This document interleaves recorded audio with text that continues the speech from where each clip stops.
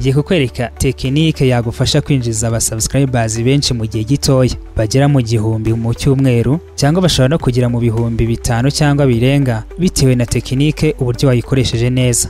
Ibaze ko ku isi yose hari YouTube zigera muri miliyoni 113. Muri izo miliyoni 35 n'ibice bitatu bingana na 58% ba nyirazo nibo bashishikajwe no gukora content zikurikirwa. Channel zinjiza amafaranga zingana na miliyoni 10. Bishatse kuvuga ko ari 9% za channel zose twavuze hejuru. YouTube channel zigira kuri 91% ntizuzuje ibisabwa byo kwinjiza amafaranga kuri YouTube. Ntabwo nje kukubwira umubare wa YouTube ziri hano ku isi yose, ahubwo nje kukubwira ko hari umubare munini wa YouTube channel ziri ku isi zabuze ibisabwa kugira ngo nazo zibashe kwinjiza amafaranga. Ese YouTube channel yawe yabiri muri 91% zitujuje ibisabwa kugira ngo zibashe kwinjiza amafaranga? Ariko nanone birashoboka ko waba ufite YouTube channel utazi ikisabwa kugira ngo yinjize amafaranga kuri YouTube. Ubundi umuntu kugira ngo yemererwe kuba yasaba kwinjiza amafaranga kuri YouTube nuko agomba kuba afite abamukurikira bagira ku 1000. Ubwo ndavuga aba subscribers.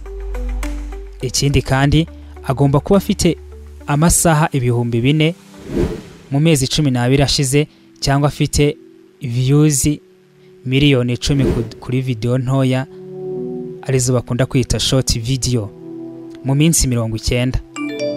Ikindi cya gatatu agomba kubahiriza amabwiriza ya YouTube. Ikindi cya kane kuba afite konti ya Google AdSense. Icya gatano kuba YouTube channel ye ifite 2 second verification. Ntabwo nje kugusobanurira buri kantu ku kandi, ahubwo nje kukwibwirira uburyo ushobora kubona subscribers 1000 mu cyumweru kimwe gusa. Ninkubwira tekinike uri bukoreshe ukaba wayubahiriza, ushobora no kubona aba subscribers bagira mu 5000 mu cyumweru kimwe gusa ufunguye account. Nkuhaye kaze kandi nizeye ko uzagaruka unshimira umbwira ko ibyo nakubwiye byagenze neza kandi wageze ku ntego yawe. Ikaze mu kiganiro nanone.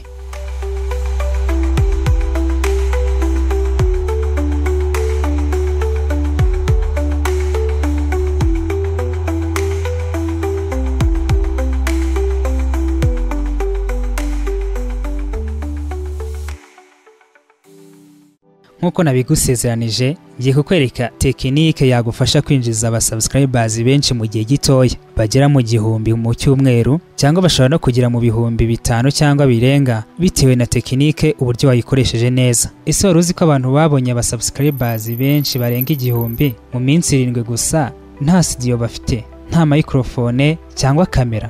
Ibi bintu ntabwo ushobora kubyiyumvisha na rimwe. Bivuze ko rero akantu ngiye kukwereka nta muntu numwe kagomba guca intege. Ntutekereze ku bikoresho uzakoresha, kamera, microphone nziza cyangwa nibindi bishobora kuba byagukorera. Imvibanga bakoresheje aba bantu.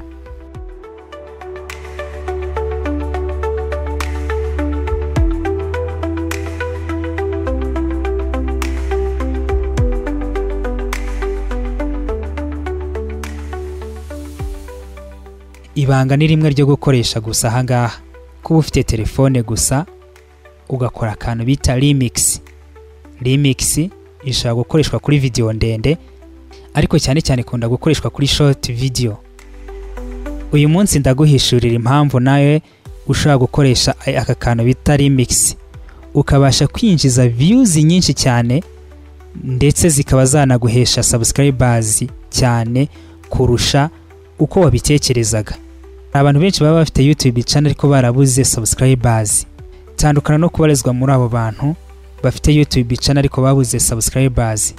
Reka noneho dutangire nkwereka step by step y'uburyo ushobora kwinjiza aba subscribers benshi kuri YouTube channel mu gihe gitoya cyane. Ndakubwiye ko ushobora kwinjiza abarenga 1000 mu cyumweru kimwe mu gihe wabikoze mu buryo busanzwe, ariko mu gihe wabikoranye imbaraga ushobora kwinjiza abarenga 5000. Ndavuga aba subscribers. Views zo ntago twakorerwa tuzivugaho cyane. Uri kumva ko ahantu ushaka kwinjiza 5000 bya subscribers uba ufite amamiliyoni n'amamiliyoni bya views. Nakubwiye ko nta bundi buryo turi bukoreshe usibye gukoresha icyo bita short video. Ndakubwira uburyo bubiri ushobora guhitamo bwakorohera, ariko gukora cyane ni ubwo gukora remix unyuze kuri short video iri gutrendinga muri iyo minsi. ndagira ngo nkubwire ko wemerewe kuba wakwa-uploadinga short video itarengeje iminota 3 kuri YouTube channel. Ariko mu gihe cyashize ntago umuntu yabaga yarenza umunota cyangwa amasegonda 30 bya short video yagiye kwa-uploadinga kuri YouTube channel ye. Ndagira ngo nkubwire ko short video cyane YouTube channel yazongereye imbaraga, zikaba zishobora kurebwa n'abantu benshi kandi umuntu wazishyizeho ntabigiremo uruhare cyane. Algorithm ya YouTube izamura short video cyane kurusha izindi video ndende. Niba uyikoze neza ushobora kubona views 10,000 mu masaha make cyane nkayo guhumbya. Remix ni tekinike yagufasha kwinjiza subscribers cyane kurusha ibindi byose watekereza gukora kuri YouTube. Dore impamvu ariyo yakwinjiza cyane. Mbere yuko mbasobanura kuri ino tekinike y'uburyo ushaka kubona subscribers benshi cyane mu gihe gitoya, reka mbanze nkubwire kuri ubu bushakashatsi. Ubushakashatsi bwa 2024 bwerekanye ko abahanzi bakoresha short video babonye views ndetse na subscribers bwikube inshuro 3 ugereranyije n'abatarashyizeho short video. Umuntu udashyizeho short video we ukazishyiraho ushobora kubona inshuro 3 za views ndetse na subscribe ugereranyije n'utakoresheje short video.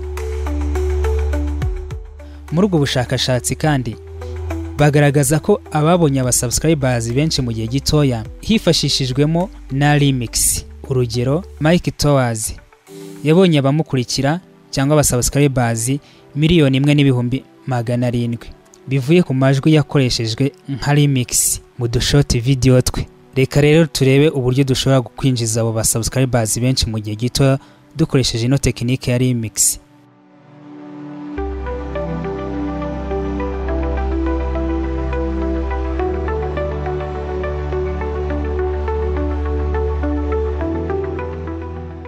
Reka rero turebe uburyo dushaka gushyiraho zino video zo dushort kugira ngo tubone abasubscribers benshi kandi mu gihe gitoya. Ikintu cya mbere urakora, urajya kuri application yawe ya YouTube, uyikandeho. Numara kuyikandaho kugira ngo nkwereke uburyo bino bintu bikora, reka nze nkwereke short video uburyo zirebwa cyane. Urugero, reka nkwereke kano gashoti. Dore aka gashoti ko muri YouTube Studio, ndi kubireba muri YouTube Studio. Aka gashoti mperuka gushyiraho ku itariki 30, kamazeho iminsi 2 n'isaha imwe, kamaze kugira views 15,000. Uzurebe aba subscribers kinjije. Reba, kinjije 1,600. 1,332. Reka njye kuri video yanjye yarebwe cyane, kanze mbashyireho video yanjye yarebwe cyane mu dushoti.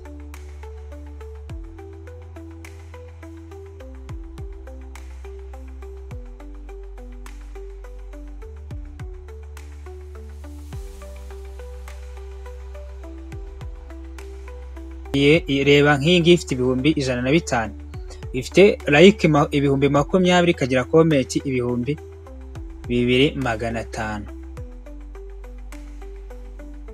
Kanze nkwereke abantu yinjije. Reba, bibaze ko yinjije 8,000 by'aba subscribers. Rero reka turebe yenda nk'indi video yindi.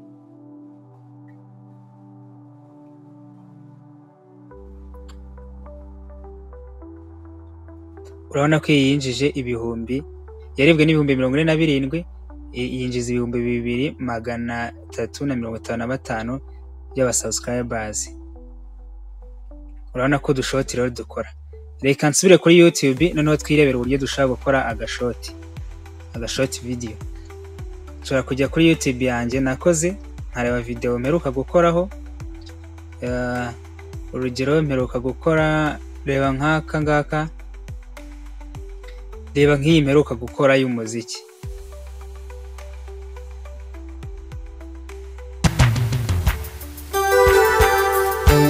Bano iyi video y'umuziki mperuka gushyiraho, ushobora kujya kuyikoresha short video.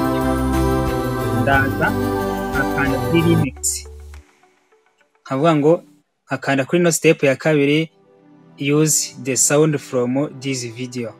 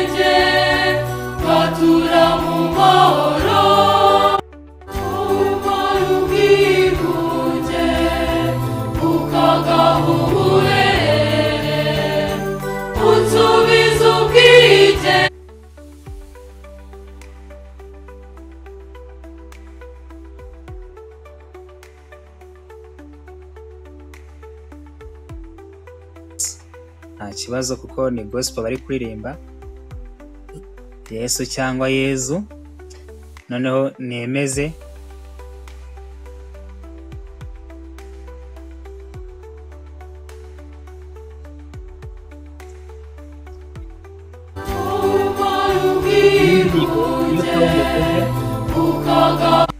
uba iyo sound ivuze uba umaze gushyiraho, umaze guhuza video na sound.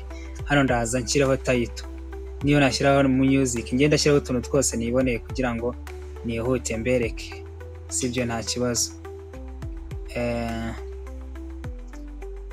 Ubwo nze hano mitemo select audience, kiremo nani, kiremo it's not for kids. Hano hari n'uburyo nshobora kwamamaza ino video, nshobora gushyiraho video ya original y'ibyo nakoze. Niyihe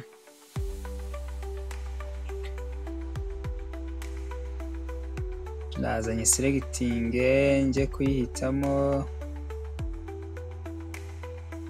niyi y'ibihumbi 10 nyi selectingeho nkore upload. Ubu mberetse uburyo ushaka gukoresha ijwi riturutse mu mavideo yawe. Reka noneho mbereke uburyo dushaka kwa uploadinga aga short video ariko ukoresheje ijwi riri gutrendinga cyane, ukoresheje amajwi ari gutrendinga cyane. Urugero, ndasubira inyuma kuri YouTube, ndaza kuri YouTube, ndakanda kuri YouTube, nkande kuri aka kantu ka shorts, nkande kuri nze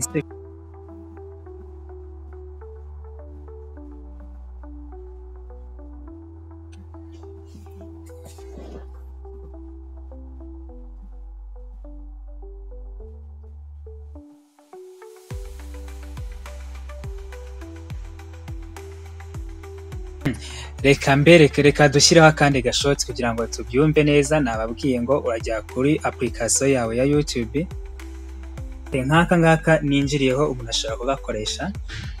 Ndakanda kuri ka kantu nababwiye, ndakanda kuri ka kantu nababwiye gafite udufresh tubirimo hagati karimo akantu ka plus, nkakandeho. Ariko mbere yo kugakandaho reka tubanze turebe ubundi uyu muntu afite izihe video zarebwe cyane ukurikije n'agashoti afite. Urabona ko afite 7,900 bya like kuri kano gashoti. Katujye kureba ngo kareshya gute. Reka turebe uburyo kameze. Urabona ko afite ama views menshi kuri utu dushoti, afite views nyinshi cyane, muri kubibona ibihumbi bingahe. Katureba afite views, afite subscribers 149, sibyo?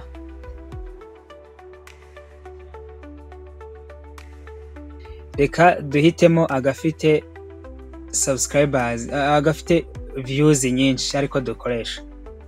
Ndakandara kuri popular, hareba nka kara gafite 5,500,000. Reka nkakandeho ariko nkoresha. urumva iyo sound.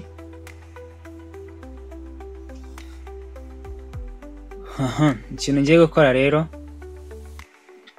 ngiye gukanda kuri ka gasimbole, ngiye gukanda kuri twa dufreshe tubiri, kamwe kareba ibumoso kandi iburyo kari mu ruziga, akandeho ninangiza nkande hari handitse ngo use this sound, akandeho.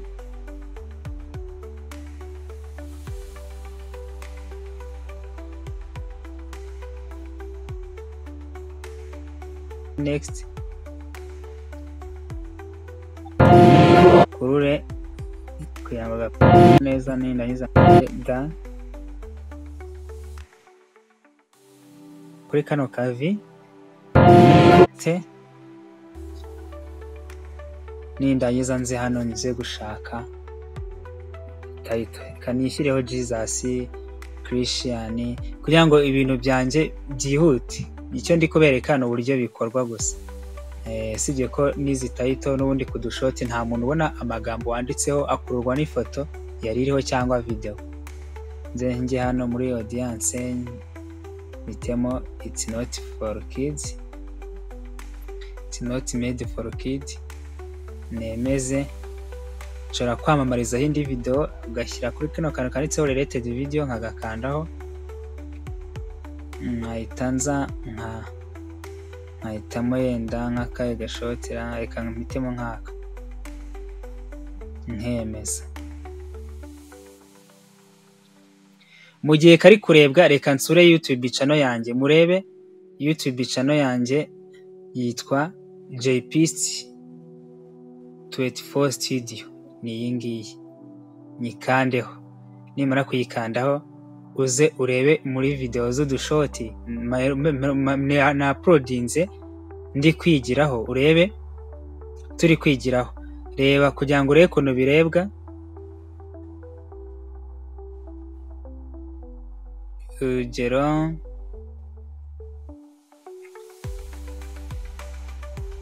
dore ka kandi nari maze gushyiraho nona kahise kagira views 11, ako nabanje kagize 91, sibyo?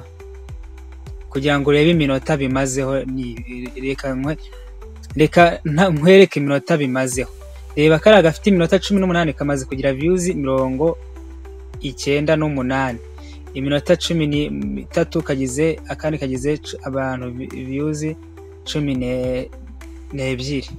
Ubu ni ndi freshinga mu kanya ndasanga imibare yiyongeye. Muri kubona ko ndi kuri freshinga maze iminsi amasaha 12 kagize views 476, yaka gafite iminsi 2014, kakamaze iminsi 10,010,700. Murabona ko tugenda turebwa, nuko ngiyewe ntabikora, ntabona umwanya wo kubikora cyane ngo views zigende ziza cyane. Mwakoze kunkurikira.